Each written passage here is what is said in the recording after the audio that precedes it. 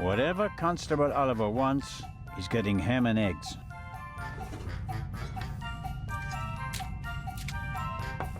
And just a pinch of salt for our friendly constable. Good.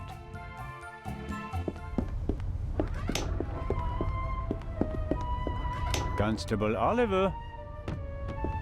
Huh? Ham and eggs, piping hot. Oh, I shouldn't really. I don't see anyone here who'd rebuke you. It was a hard night. Yeah, true. Oh, delicious. Just enough salt.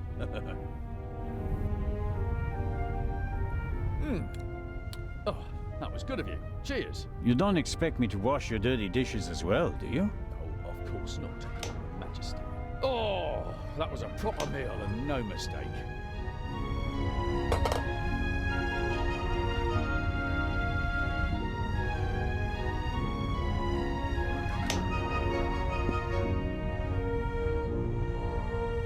Constable Oliver is drinking the water he brought along. Without it, he'd get very thirsty.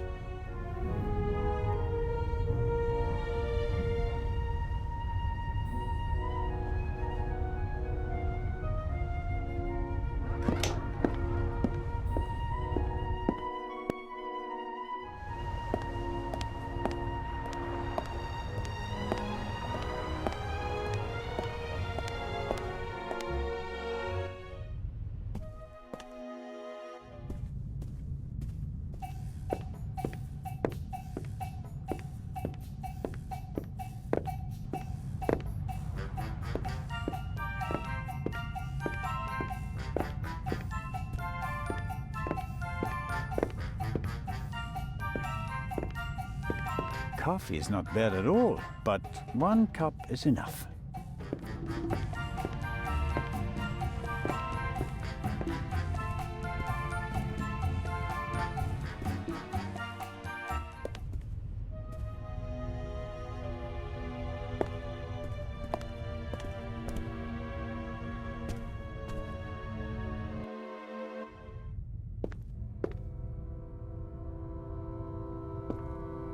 Aha! Little stones. Perfect ammunition for the slingshot.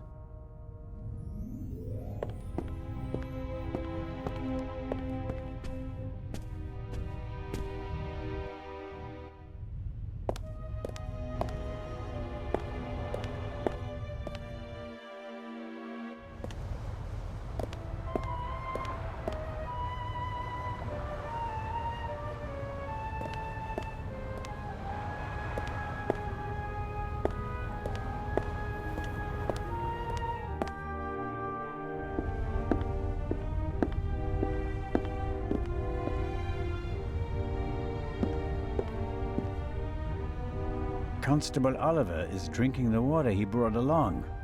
Without it, he'd get very thirsty.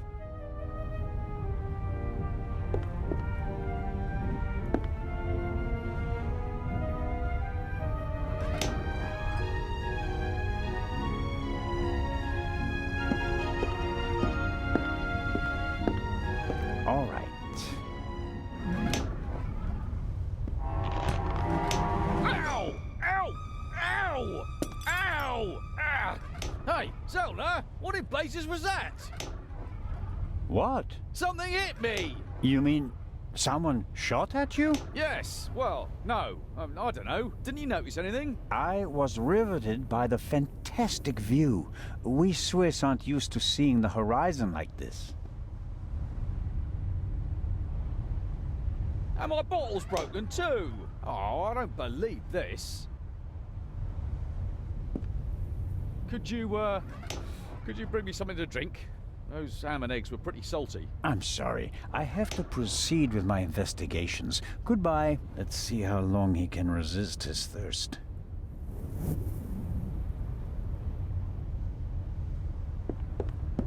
Not long at all.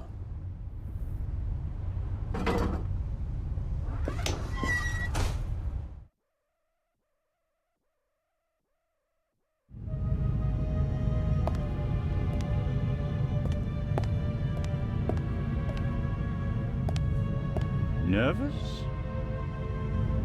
I would be too in your position. Who are you? My name is Adil. And you are... Constable Zellner. Why did you sneak onto the ship, Adil? I wanted to go back home. You're Egyptian? There's no work for me in Italy. I want to see my family again. And since you don't have money, you stowed away. So what if I did? So, it was you who knocked me out. Me? Never. No? Where were you when I was attacked? Well, I couldn't take anything with me on this trip, so I snuck into the kitchen and took some canned goods. Interesting. And how do you know when I was attacked? Well, I thought it was yesterday, shortly before we set sail. I take this bump personally. What were you searching for on deck last night? I was hiding the whole evening. I wanted to go out and get some fresh air, see the stars. But then suddenly, they were looking for me. Were you in one of the cabins? No! Did you see anyone on the deck or on the roof? No! And after we arrested you? The English policeman put me in this cell. Then he left. I've been here ever since. And you didn't notice anything along the way? No, nothing. What about the gunshot? Didn't you hear it? Yes, the English policeman had already arrested me. We heard a bang and looked around. And then? Then, the Bobby was in a hurry to get rid of me. He almost pushed me down the stairs and locked me in here. He left, and then a short time later, the alarm went off. Constable Oliver wasn't with you anymore when the alarm went off? No. I was scared that the ship would sink with me sitting here like a rat in a trap. It's hard for me to believe a single word of your story. Because I'm a foreigner? Because you seem to have learned our language in the space of a day. Accent-free. Believe what you want. Who paid you to distract us? What? You went for a walk around the deck and let yourself be seen. Everyone goes off hunting you, and in the meantime, your partner shoots the Baroness in peace. No, I didn't do anything. I didn't want to distract anyone. I just want to go home. You're a liar, and a bad one at that. But sir, I'm telling the truth. And I'm the Raven. Inspector Legrand will deal with you. He's lying like a cheap rug. But he probably doesn't know anything about the murder. Very disappointing. So I have to keep searching. What interests me most is the shot that was fired here in the cargo hold last night. The young man is lying like a cheap rug. That much is clear.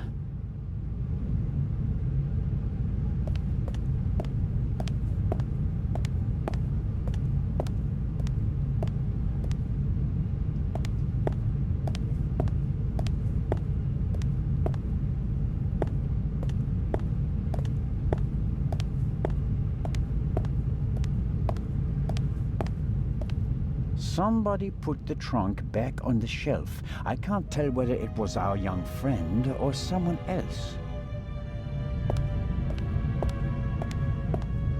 I could take one of the saws with me as a souvenir. On the other hand, it'd remind me of my bump and of my rather inelegant escape.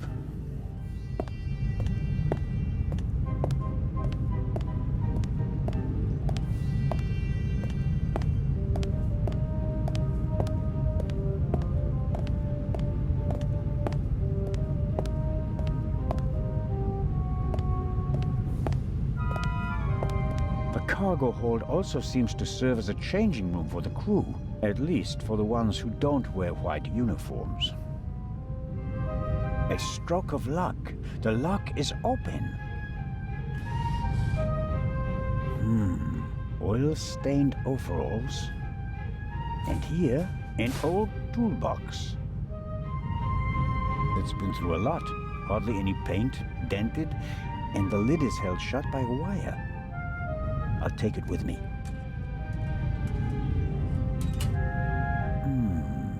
Some wrenches, a bit of wire wool, an oily cloth, and here, a screwdriver.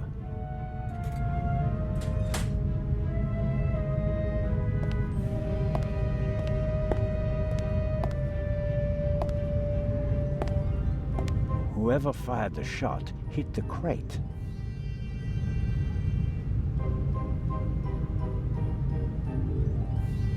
Well, thinks the bullet is still in the wood.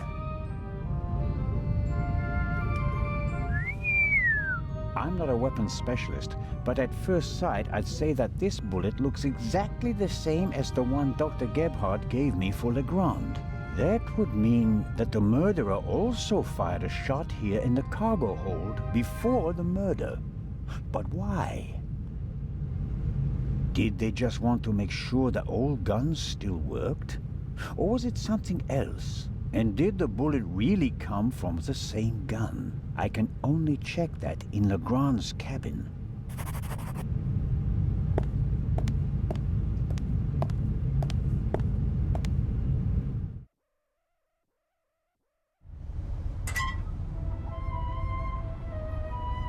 That takes the biscuit. I noticed that the door was unguarded. I just wanted to make sure that everything was all right. Tell it to Legrand. He's expressly forbidden anyone to speak to the witness before he does. Don't act like that. Legrand can't manage all this alone. We're a team. Only until the end of this case. Legrand already knows and gave his approval. Really? So you don't mind me confirming that with him then? All right, let's go to Legrand and tell him what happened. You fell asleep and then you left the door unguarded. Well, are we going? Hmm? No, but don't try it again. Of course not.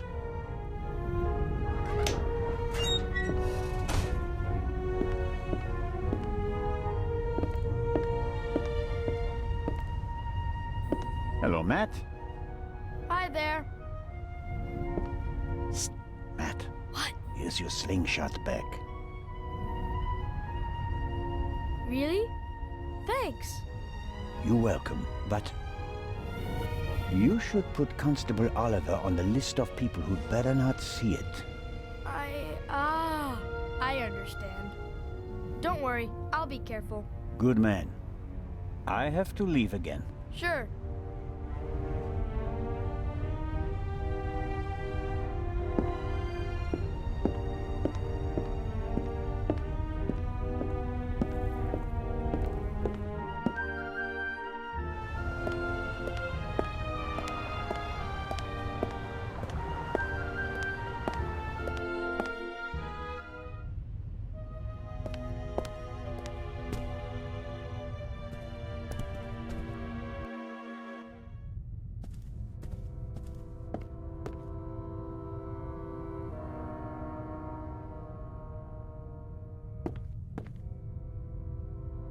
The lock isn't especially secure. I should be able to open it with the wire from the cargo hold.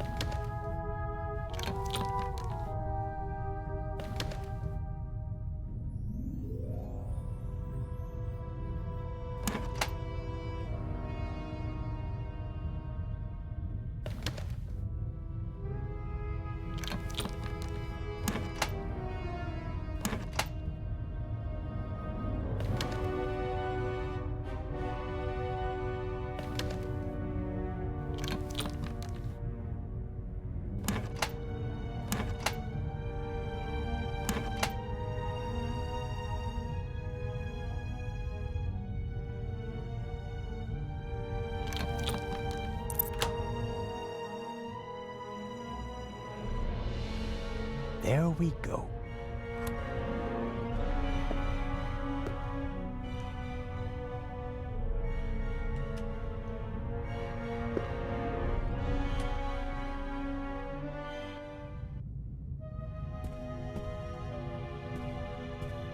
A lock, master and son. Tough to crack. If I wanted to steal the eye, I'd concentrate on getting the 3 keys. If everything goes according to plan, the first time this monster is opened will be in the museum in Cairo. Fingers crossed.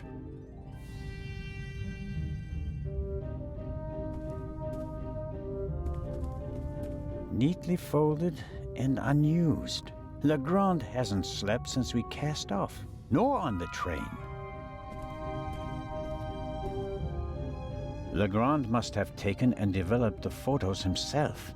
He even made copies and enlargements. He seems to be prepared for everything, with access to more resources than a normal detective.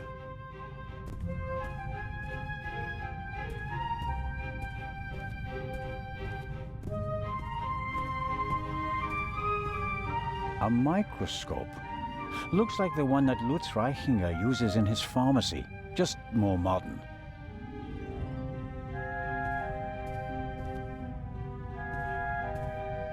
Legrand must have taken them yesterday at the crime scene.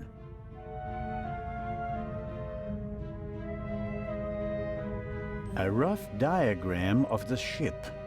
Legrand marked the Baroness's cabin. Seems like he didn't turn up anything else of note. Yes. The bed, the blood spot.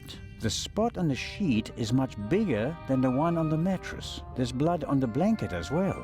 A lot of blood, I'd say. Yes, that's how we found her yesterday, I think. I wasn't really myself at the time. This photo provides an overview of the crime scene.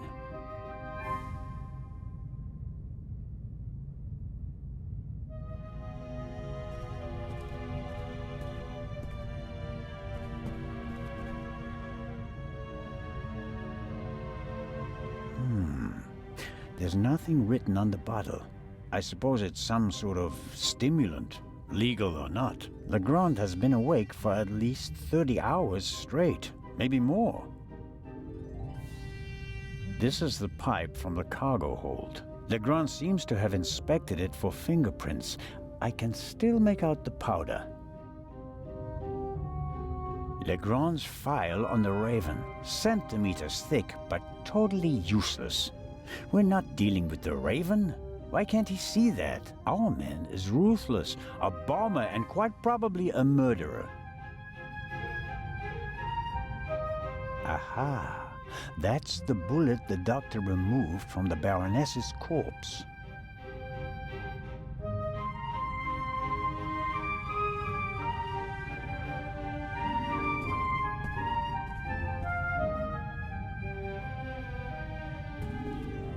A masterpiece. Forensic teams use kits like these. They're placing increasing importance on the preservation of evidence.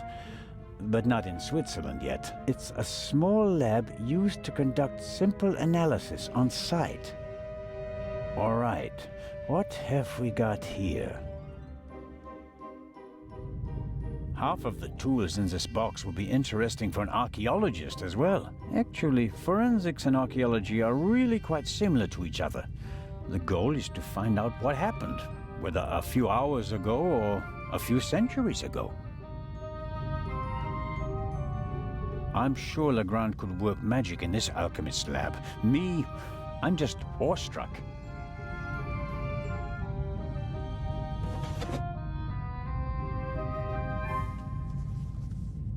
Aha! This is some kind of inventory list.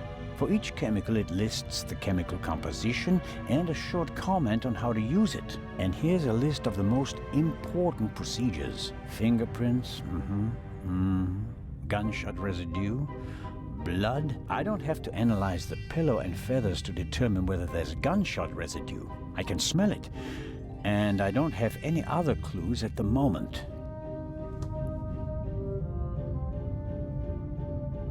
What's this? Oh, a hermetically sealed cotton swab for collecting samples.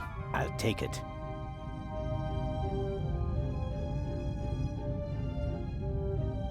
For forensics in the woods or the open country, I suppose. No use on a ship. Fingerprints are overrated. Smart thieves wear gloves, or they make sure that there are too many fingerprints at the crime scene to check them all. A small glass bowl for mixing chemicals. Good Lord.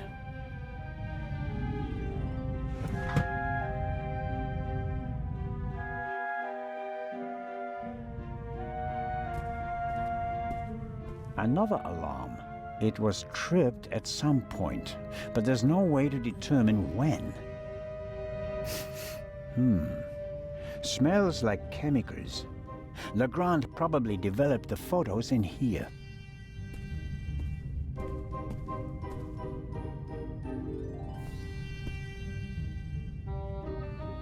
There's nothing on the slide, and therefore nothing to see.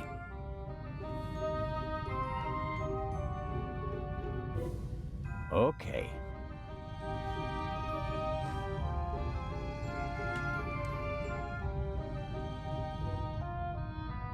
All right.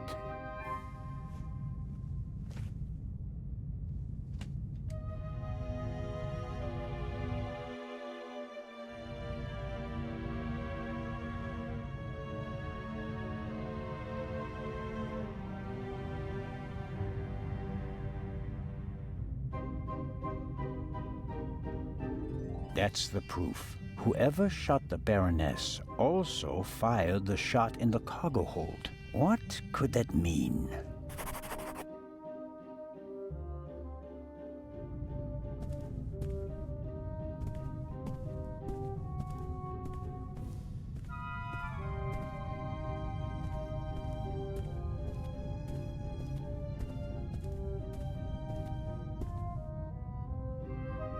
This file belongs in a museum. It's history. The inspector should concentrate on the present.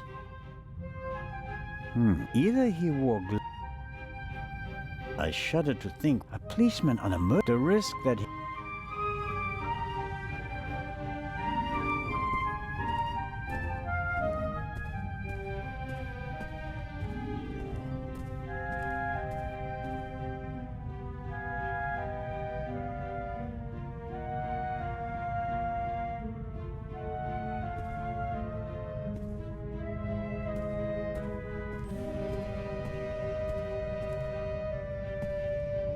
All right, what have we got here? Good Lord. Good Lord.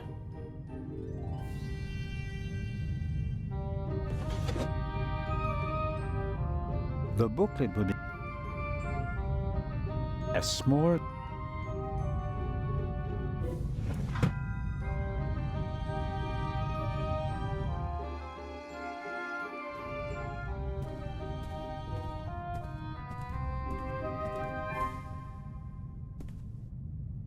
There are still fragments of... Why is he pushing himself?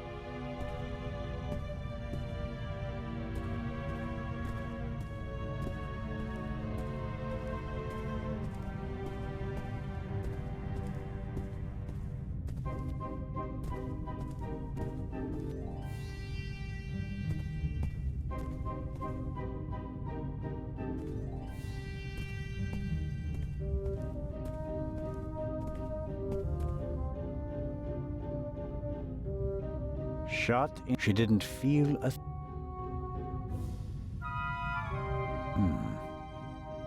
The blanket.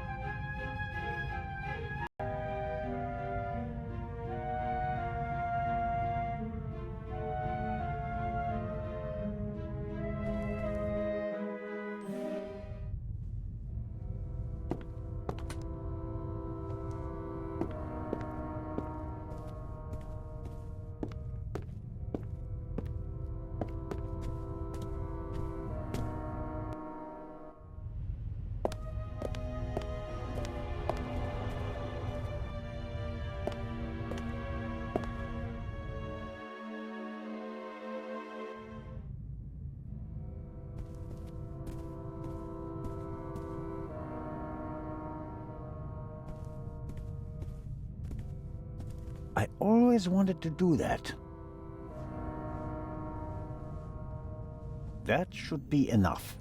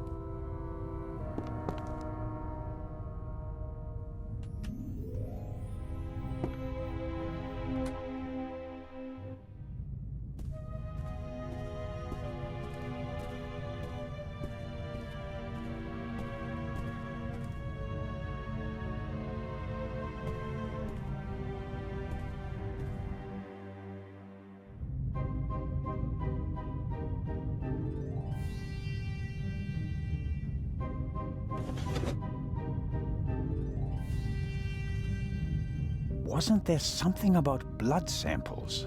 Fingerprints, gunshot residue, blood. Well, it explains how to confirm that something is blood. That's a start. You have to mix luminol and a hydrogen peroxide solution and then drip or spray the mixture on the blood. The solution turns blue and glows even if there's just a very small amount of blood. Okay then, luminol and hydrogen peroxide.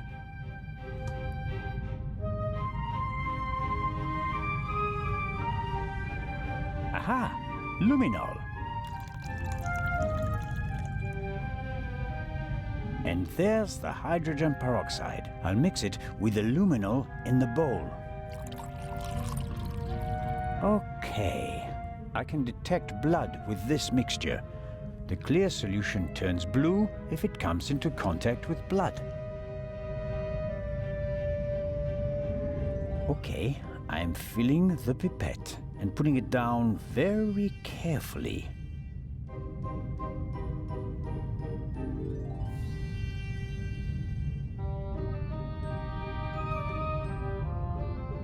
So, let's see what we have here.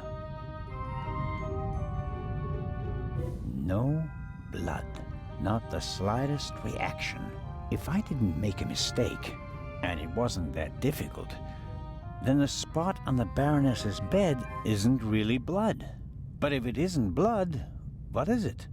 And more importantly, why didn't Dr. Gebhardt notice anything? He was supposed to have examined everything. I'd say it's time to visit the medical center.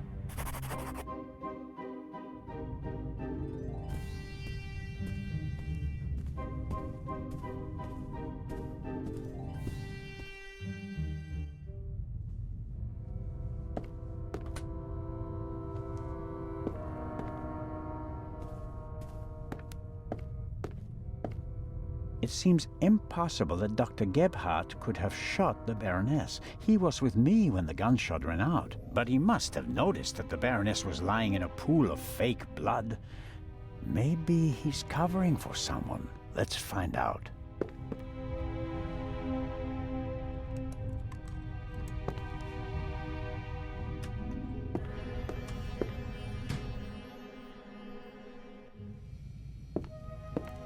It's probably for emergencies, in case a passenger falls down and can't walk anymore. Possibly due to rough seas, or maybe the captain's well-stocked bar. The sink looks like it's been cleaned recently. I can't say whether it was cleaned to comply with the hygiene regulations, or whether there was another reason.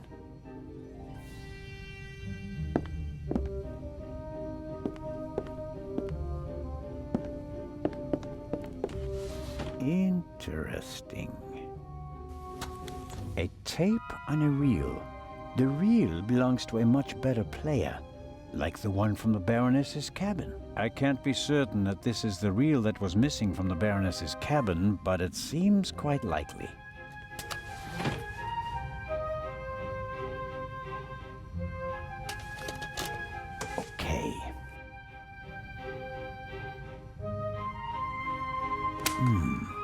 Nothing.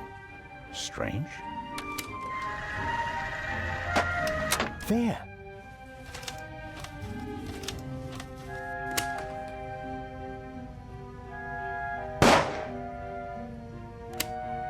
Very interesting. A shot is audible on the tape, and the reel comes from the Baroness's cabin.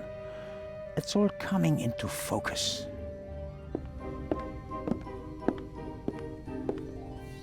I guess the trash bin is in here. Right. Paper towels, plastic packaging, cartons, and... hold on.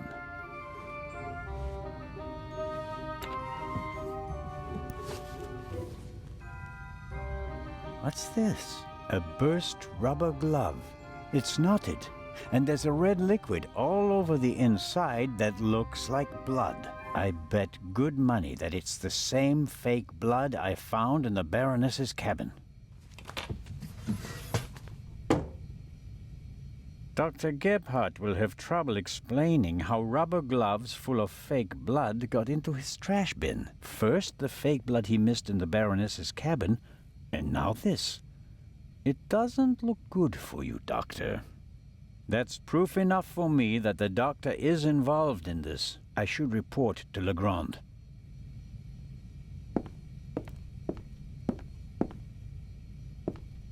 Time to pay Legrand a visit. No. No, don't.